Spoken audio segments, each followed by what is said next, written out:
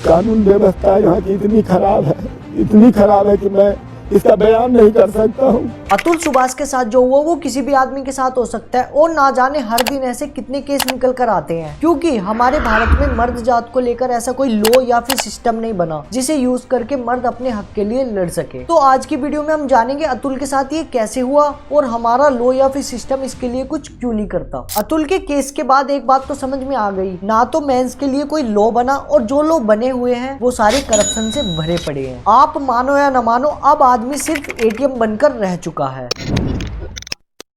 अतुल एक software engineer थे जिनकी शादी 2019 में होती है। एक साल तक तो दोनों के बीच में सब ठीक रहा, लेकिन उसके एक साल बाद ही दोनों में लड़ाई झगड़े होने लगे और अतुल की वाइफ 2 साल के बेटे को लेकर अपने घर चली गई और अतुल की वाइफ अपने घर से पैसों की डिमांड करती थी। वाइफ होने की वजह से अतुल हर मंथ 40 या 50 के दे देते थे। अब धीरे धीरे अतुल की वाइफ की डिमांड बढ़ती जा रही थी। यही सब देखते हुए अतुल ने पैसे भेजने बंद कर दिए। आपको एक बात और बता दूं, अतुल की वाइफ भी एक अच्छी कंपनी में जॉब करती थी, वो भी अच्छे पैकेज के साथ। तो जब अतुल ने पैसे भेजने बंद कर दिए तो अतुल की वाइफ ने कोर्ट में दहेज का केस और 8 से भी ज्यादा अलग केस अतुल पर लगा दिए, जिसके बाद अतुल ने अपने प्रूफ दिखाते हुए कोर्ट में केस डाले, क्योंकि अतुल को लगता था जब उसने कुछ गलत नहीं किया तो केस तो वही जीतेगा और डरना क्यों। लेकिन अतुल को ये गलत लगता था, वो आपको वीडियो के एंड में पता चलेगा। 3-4 साल तक ये सब ऐसे ही चलता रहा। अब 2024 में अतुल की एक तारीख थी जौनपुर के कोर्ट में, जहाँ पर अतुल की वाइफ भी आई हुई थी। अतुल जज से बोलते ये सब कब तक चलेगा जबकि मैंने कुछ गलत नहीं किया और ना जाने ऐसे केसेस की वजह से कितने लोग अपने आप को खत्म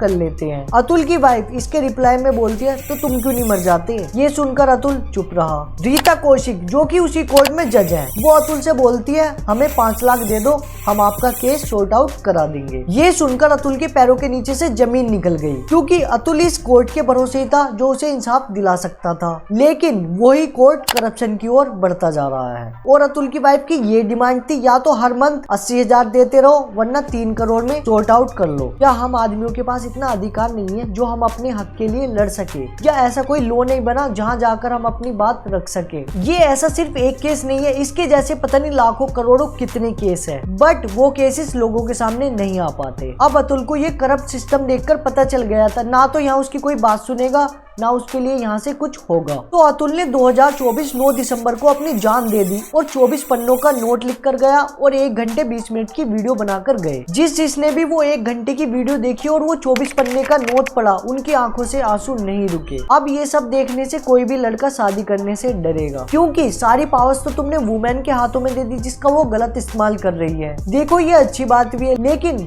हम मर्दों के लिए भी तो कोई ऐसा लॉ या सिस्टम होना चाहिए जिसे यूज करके हम अपनी बातें सामने रख सके। अभी एक और केस था जिसमें 9 साल बाद लड़का जेल से बाहर आता है क्योंकि वो झूठा केस था। देखो मैं आपको एक बात बता दूं, भारत में करप्शन कभी खत्म नहीं होगा। जितना जल्दी आप इस बात को समझोगे उतना अच्छा है, क्योंकि जब अतुल की वाइफ मेंटेनेंस के लिए 80,000 और केस क्लोज करने के 3 करोड़ मांग रही थी, तो कोर्ट कोई कैलकुलेशन नहीं करता क्या, या बस बंदे की सैलरी देखो और मुंह फाड़ कर पैसे मांग लो। इंडिया में मर्दों का खुद को खत्म करने का रेट औरतों से 2 गुना ज्यादा है। 2021 में 1,64,000, जिसमें 75% मर्द थे। ये चीज देखकर आप लोग समझो मर्दों की मेंटल हेल्थ पे कितना असर होता जा रहा है, जो वो अपने आप को खत्म कर ले रहे हैं। सोसाइटी ने मर्दों को सिर्फ एक वर्कर बना के रख दिया। अब वो मर्द है तो सब कुछ झेले, mental health, financial burden, society pressure, मतलब हर चीज झेले। अतुल ने अपनी आखिरी वीडियो में एक लाइन बोली, अगर मुझे इंसाफ नहीं मिलता तो मेरी अस्थियों को कोर्ट के सामने किसी गटर में बहा देना। मेरा अस्थि विसर्जन तब तक नहीं होना चाहिए जब तक मेरे हरासर्स को पनिशमेंट नहीं मिलता। इतने सारी चीज़ें, एविडेंस और सब कुछ होने के बाद भी अगर कोर्ट, ये जज और मेरे बाकी के हरासर्स को पनिशमेंट नहीं देती है और बरी कर देती है, तो मेरा जो अस्थि है वहीं कोर्ट के बाहर किसी गटर में बहा देना चाहिए। सोचो वो आदमी कितना टूटा हुआ होगा जो उसने ये बात बोली। मेरा सिर्फ एक क्वेश्चन है, मर्दों को जल्दी से इंसाफ क्यों नहीं मिलता। कुछ लड़कियां तो अपने पिता को ही कैश काऊ समझती हैं। जब मैं 6 साल की हुई, मैंने एक मूवी देखी जिसमें श्रीदेवी अपने गरीब पति अनिल कपूर को 2 करोड़ में बेच देती है। यार मैं खुश हो गई कि कर सकते हैं सब क्या। अगले दिन मम्मी को कह रही हूँ, मम्मी मुझे टॉफी खिला दो। मम्मी कह रही पापा के पास इतने पैसे नहीं है। अरे पापा खुद पैसे हैं, आप बस हाँ बोलो, हम मिल के उनको 50 लाख में निकाल देंगे यहाँ से। मैं तो यही बोलूंगा, जब तक माँ बाप है उनके पैर धोकर पी लो, क्योंकि जिनके माँ बाप नहीं है उनसे पूछो। और जो ये सब चीजें हो रही है, इन चीजों का एक दिन जरूर अंत आएगा। अब तो ये दुनिया ही खत्म हो जानी चाहिए। मैं तो गॉड से ये प्रे करूंगा, क्योंकि तुम मंत्री से लेके प्रधानमंत्री तक किसी के भी पास चले जाओ, तुम्हारी यहाँ कोई बात नहीं सुनेगा, क्योंकि सब बिके हुए हैं। बाकी अतुल की आत्मा को भगवान शांति दे और उसे न्याय जरूर मिले।